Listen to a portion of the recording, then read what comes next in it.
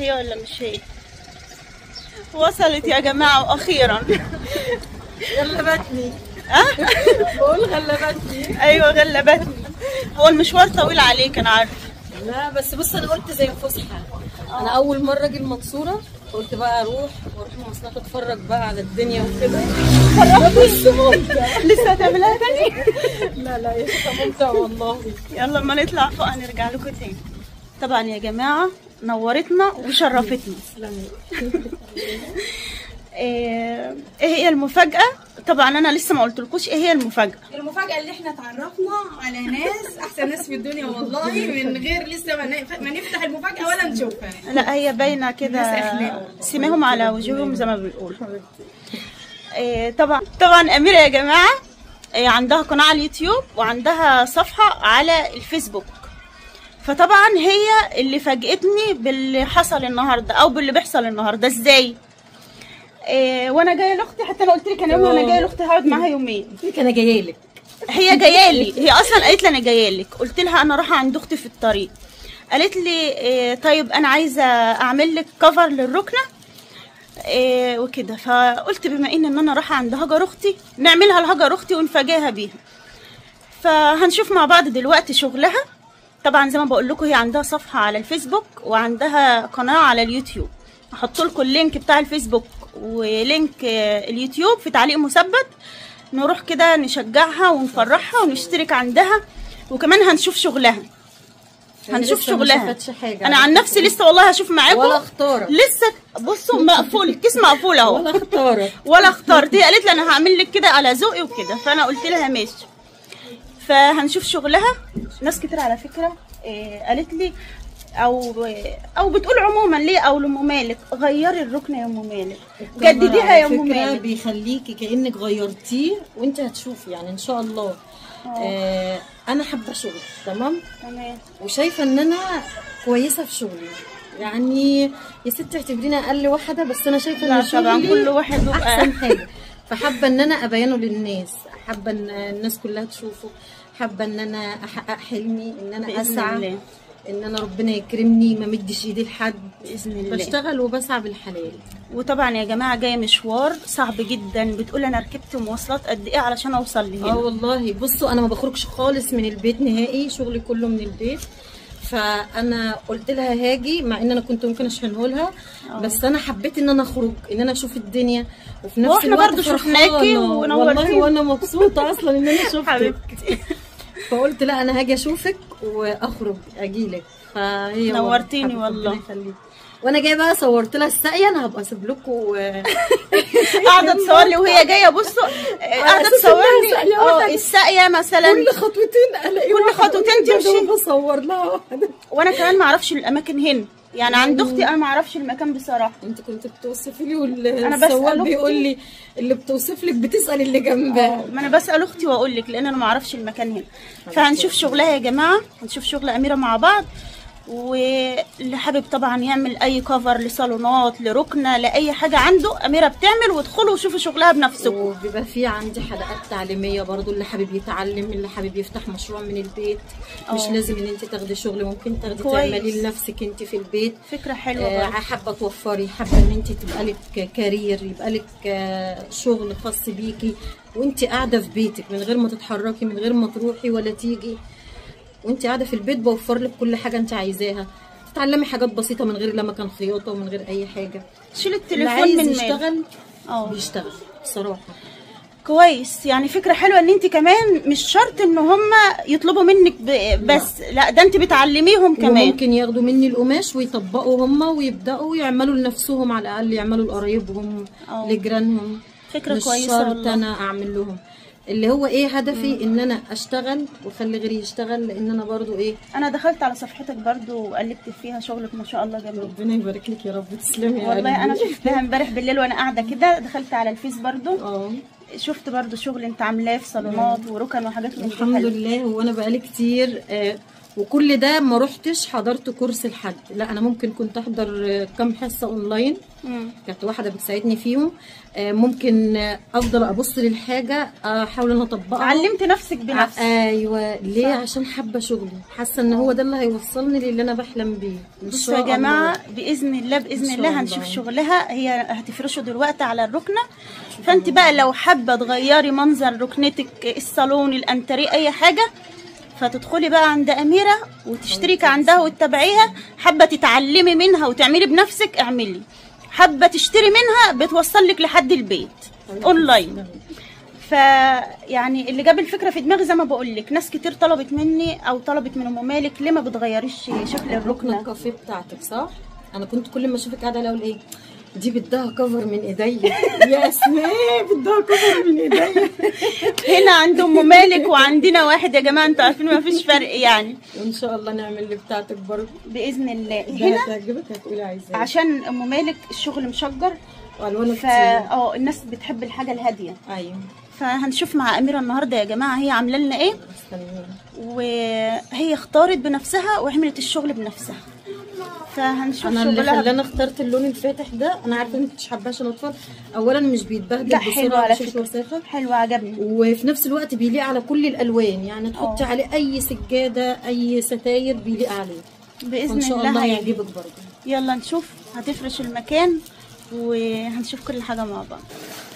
اللون جميل مقدما، يعني اللون حلو، ده درجه من درجات الكافيهات. وشوفي كمان الخامه حلوه ما شاء الله. خامه حفر ومطاطه. ايوه هي مطاطه. فهنركب بقى الشغل مع بعض ونوريهم. بصوا صحيح. احنا عندنا هنا عند ام مالك الركنه عباره عن قطع صغيره، كراسي كده. فانا بدل ما نعملهم كراسي ويبقى برضو المنظر العام بتاعها مش حلو، اقترحت عليها ان احنا هتشوفوه كمان شويه بعد ما نلبسها نعمل كل كرسيين مع بعض، بحيث ان يبقى مثلا الكفر لامم كله، ما يبقاش كده. الكراسي عند ام مالك مقاسها 60 يا جماعه، فهي قالت لي ال60 قليل ان انت تعملي كل كرسي لوحده، فهيبقى احسن مثلا كل كرسيين مع بعض كده. كل كرسي ما دام عددها كتير اللي هي يبقى شكلها احسن والطف. هنشوف برضو مع بعض وان شاء الله هيبقى فكرتك كويسه ان شاء الله. بصوا يا جماعه بكل سهوله، على فكره بتتركب بكل سهوله، والقمشه مطاطه معاكي، انت بقى بتظبطيها زي ما تحبي. ما شاء الله اللون تحفه. تركب فيها استك اهو، الاستك متاخد على الاوفر مرتين. يلا حققت لكم اللي انتوا عايزينه اهو يا جماعه. غيري الركنه بتاع ام مالك، احنا غيرنا الركن.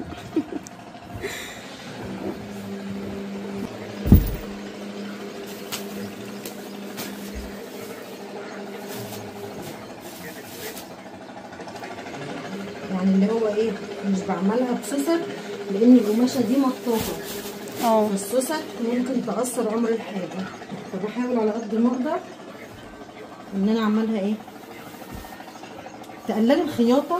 هي طالما بتمط هتدخل معاكي بسهوله، يعني مش هتعذب، مش محتاجه قمشه، ما هياش واقفه، مش محتاجه سوسته. بصوا بقى يا جماعه ما شاء الله، احنا لسه طبعا ما كملناش، لسه ما كملناش وما ظبطناش، بس انا عايزاكم تشوفوا الفرق بس. لسه طبعا هنظبط وكل حاجه هتشوفوها في الاخر. القماشه مطاطه وبتشكليها زي ما انت عاوزه وبتنزل على الشكل تاخد. انت ايه رايك يا ام مالك؟ ربنا يسعدها يا رب ويسعدك انت كمان يا ام هاجر يا رب. شغلها ما شاء الله عاجبني بصراحه، ادب واخلاق وكمان يعني اخلاص في الشغل ما شاء الله. الحاجه حلوه. ما نركب معاها يا جماعه. هات العصير الاول. الله اللون عاجبني بصراحه، انا بحب اللون ده قوي. طب الحمد لله، مريح وفعلا بيليق على كل حاجه، حتى الفرشه اللي على الارض لايق عليها برضه. اتفضلي العصير الاول، سيبك من اللي في ايدك. انت اسمعي اشربي العصير الاول. سيبك من اللي في ايدك واشربي العصير الاول. انا لازم اشرب عصير وميه ساقعه كمان. ماشي. نروح الغدا بقى بعد ما ركبت الركنه. هي هبطت والجو حر والله. طبعا يا جماعه حبيت اصور لكم اللحظه المنتظره. عايزه اوريكم الركنه بعد ما ركبناها كلها. افتح الشباك يا حبيبي. افتح الشباك يا لوكا كده وانزل بقى عشان اوريهم المفاجاه. افتح الشباك. لا افتح الشباك. افتحه كمان. الضلفه دي كمان. ايوه تعالى بقى شاطر. اقول لك، تعالى اجيب لك بيبسي. يلا بقى خد كراستك وانزل عشان ايه ملك قال مفتتحها وبكتب الواجب عليه أو على الركنه اول واحد. طبعا المنظر بيتحدث عن نفسه. شايفين الركنه وجمالها؟ بسم الله ما شاء الله، بسم الله ما شاء الله. شايفين حاجه اخر جمال. الركنة هي كده. الركنة هي كده. شفت الركنه جميله ازاي؟ ايه رايك فيها يا مالك؟ شايف الجمال؟ ايه مالك؟ ايه رايك فيها يا مالك؟ يعني عامله ايه؟ عاملة حلو. عامله حلوه؟ حاجه تانية يا جماعه. راي مالك يا جماعه. عامله حلو. الركنه بقت حاجه تانية خالص خالص خالص. المنظر بيتحدث عن نفسه. يا رب يا قمر. حبيبتي حبيبتي والله. ايه رايكم يا جماعه؟ انا عايزاكم بس كده ايه تقولوا لي رايكم في الكومنتات، وانا كمان هقلب لكم الكاميرا عشان تشوفوها حلو. اوريكم الركنه ولا بلاش؟ بسم الله ما شاء الله. تسلم ايدك بجد والله يا اميره. تسلمي تسلمي يا اسماء الله. شايفين تفاصيلها يا جماعه؟ ما شاء الله ما شاء الله. تحفه تحفه تحفه. شايفين الركنه وجمالها؟ الله بسم الله ما شاء الله. حاجه فاخر من الاخر. حاجه تعيش معاكي. حاجه تعيش خامه وشكل، وغيرت الركنه خلتها في حته تانية خالص. حاجه جميله والله. تسلم ايدك بجد. تسلمي تسلمي يا رب يخليكي. شكرا على الركنه الجميله دي والله. دي اقل حاجه ليكي. انت كده عملنا ركنه جديده لهاجر. كفايه ذوقك ومقابلتك انت وام مالك ما شاء الله. يعني بجد بجد ما توقعتش والله يا جماعه. حبيبتي بحس كده ان احنا قرايب في معرفه. حبيبتي ان انا مش ما اول مره تحرمش اشوفهم. لا والله يقابلوني بالاحضان. شكل بعض زي ما قلتي بصراحه. والله. لا وشرف والله العظيم. يعني ما في ناس كده تشوفوهم اللي هو ايه معرفتهم فعلا بتشرف، ومعرفتهم فعلا بتديكي قيمه. ناس محترمه، ناس كويسه. قليل لما الواحد يقابل ناس زي كده والله يا ام مالك. اقسم بالله ابدا. ومش عشان انا هنا. لا والله انت حبيبتي ابدا يا جماعه والله. انا لو مش حابه المكان مش حابه الناس مش هصور والله العظيم. واكتفي باللي هم هيصوروه. لكن فعلا ناس زي العسل، ناس محترمه. الله ناس يكرمك يا فعلا رب. لما تتعاشر يتقال عليهم ان هم فعلا اصحاب اخوات. الله يخليكي والله. انت كلك ذوق. والله ابدا. ده اقل حاجه والله. يعني سبحان الله. انا ما عرفتش حد مش كويس. بالعكس انا ما عرفت كل الناس اللي طلعت زي العسل. الله يسلمك. وفوق منهم اسماء. يعني الله يخليكي يا رب ويبارك. طيوبه جامد يا جماعه. تنورتينا يعني والله. خالص. يعني انا مش طيبه في الكاميرا يعني؟ لا طيبه والله في الكاميرا. بس الكاميرا ظلامه برضه. حبيبتي ظلامه خالص. يعني مش بتجيب الواقع، مش بتجيب الحقيقه. في ناس كده لما بتشوفيهم بتحس ان هم احلى كمان من الكاميرا. الله يصلح حالك يا رب. كلك ذوق والله. حبيبتي يا سمسمه تستاهلي كل خير والله. الله يكرمك. انا مبسوطه جدا والله وراضيه عن شغلك. وبصوا يا جماعه مش انا بس اللي راضيه عن شغلها، انتوا كمان. انا متاكده ان انتوا الركنه هتعجبكم جدا جدا جدا. حاجه جديده. يعني انتوا لو مش عارفين ان احنا حاطين عليها كفر هتقولوا انت جبت ركنه جديده يا ام مالك امتى. ودت الركنه في مكان تاني خالص. اهم حاجه انها عجبت ام مالك. ام مالك ما كانتش مقتنعه. لا جميله ام مالك. مش من الناس اللي اي حاجه تعجبها، وانا قايله لك الكلام ده. خدي بالك انا باخد بالي من الشخصيه اللي قدامي من التعامل. هي عماله تقول لي. انا عماله اقول ازاي هي بتقول من غير مقاسات وما خدتش مقاسات وهتجيب عامله الركنه من غير ما خدت مقاسات يا جماعه. وشايفين شكل الحاجه بس. انا صورت لها شكل الركنه، لا خدت مقاس ولا اي حاجه. وبسم الله ما شاء الله الحاجه طالعه مظبوطه. انا عايزه اقول بس ان انت ادام حابه شغلك، حابه الحاجه اللي انت مفتوحه لك وباب رزق، هتتميزي فيها ادام حباها. لا عشان فلوس ولا علشان خاطر حاجه تانية. طب اقعدي انت واقفه ليه؟ اقعدي. اقعدي هبطي والله. لا والله هي حلوه والله. اقعدي على الركنه الجديده اللي انت عاملاها. جميله والله. انت دوابه عدد خطامها ما شاء الله. عايزه اقول لكم يا جماعه المصداقيه هي اهم حاجه في الشغل. انا قلت لكم هغير لكم فكرتكم عن بتوع الاونلاين. الاونلاين ناس كتير ما عندها ثقه في الاونلاين، وانا على فكره من اول الناس، لان انا جبت حاجات اونلاين يعني بصي ما تتلبس ولا تتاخد. كل فيديوهات اقول انا ما بحبش بتوع الاونلاين ولا شغاله اونلاين. ما انا بقول لك في ناس بتخليكي تفقدي المصداقيه في الاونلاين. انا بصراحه يعني انا الحمد لله والفضل لله، انا حابه شغلي يستمر، حابه اسمي دايما يتذكر بالخير. فينذكر ازاي بالخير وهيستمر ازاي لو ما فيش مصداقيه؟ لو ما فيش انا قد كلامي معاكي. لا انا لو قد كلامي الحاجه بتجيلك كويسه، الخامه تمام، التفصيل تمام، المعامله صح، المعامله. لان في ناس بتعامل بطريقه فظيعه. انت لو لقيتي اي حاجه من دي مش عندي، استحاله ان انت هتقولي لاختك، هتقولي لجيرانك، صح، هتقولي لقرايبك. انت هتعملي الشغل كده كسبت منك فلوس لكن خسرت كل اللي حواليكي فعلا. لكن انا عايزه اكسب كل اللي حواليك. ما هو ده اللي انا بقوله بقى، انت هتعملي حاجه كويسه، جارتك هتشوف، اختك هتشوف. الحياه يا جماعه مش فلوس. محبه الناس دي نعمه، ان ناس تدعي لك من الشاشه كده دي نعمه فعلا. ان ربنا يسخر لك ناس زي العسل ويقفوا جنبك دي نعمه، وانك انت يتفتح لك باب رزق من بيتك دي اكبر نعمه فعلا. ايوه بسم الله ما شاء الله. ما تتهنيش، ما تتبهدليش، تشتغلي من بيتك في وسط عيالك، وتقومي تدخلي وترجعي، وتقومي تصلي فرضك. ايوه شايفين انا معجبه يا جماعه بالركن. كل شويه اصور فيها، معجبه بيها والله. تسلم ايدك يا رب، والدواب عدد فطامها يا رب. تسلم ايدك. وان شاء الله يا جماعه هسيب لكم لينك الفيسبوك ولينك اليوتيوب عند اميره مكي. تروحوا بقى تعملوا لهم تبع علشان تشوفوا شغلها، واللي حابب طبعا يتعب. بالكم ان الصفحه مش على قد ان انا شغاله كفرات، لا انا ممكن اوفر لك شغل تشتغليه من بيتك وانتي قاعده. وبتعملي ستاير او اي حاجه تانية؟ بعمل ستاير ان شاء الله الفتره الجايه. انا جبت القماش ولسه هبدا في الستاير باذن الله. باذن الله. وهتشوفوا الستاير عند سمسمه وهتقول لكم الاول رايها فيها ايه، والقماش هتبقى خامتها ايه باذن الله. الحمد لله. هحاول اوفر خامه عاليه وسعر اقل باذن الله. طبعا كنت هقول لك ايه، كنت هقول لك حاجه ونسيت. عامله زي الشغل حلو، واللي حابب يغير الركنه بتاعته ما تجدديش ركنتك. الصالون يعني مالك كانت عايزه تغير الركنه، السفنج بتاع الركنه الشيلت مش هابطه يا جماعه، ما عادتش تعرف تعمل زيها اصلا. لا يعني سليمه قوي. لو الشيلت هابطه هقول لك مش حلوه، لو الركنه نفسها فيها حاجه هقول لك تمام، لكن الركنه نفسها جديده بس الرسمه تحسيها ان هي الستايل بتاعها قديم شويه. ايوه ومنقوش. كل اللي ما هي ما كانش عاجب متابعينا الرسمه بصراحه، ما منقوشه بزياده، فعشان كده بتتعب النظر. فانت لما تركبي كفر وتعملي له غيار، انا عن نفسي عامله كده في ركنيتي. انا من الناس اللي كانت بتغير القماش بتاع الركنه كل فتره. ما شاء الله. الكفرات بقيت اغيرها. لا وابو مالك هيدعي لك، ودعوه ابو مالك صح، ما تقلقيش. راجل بتاع ربنا.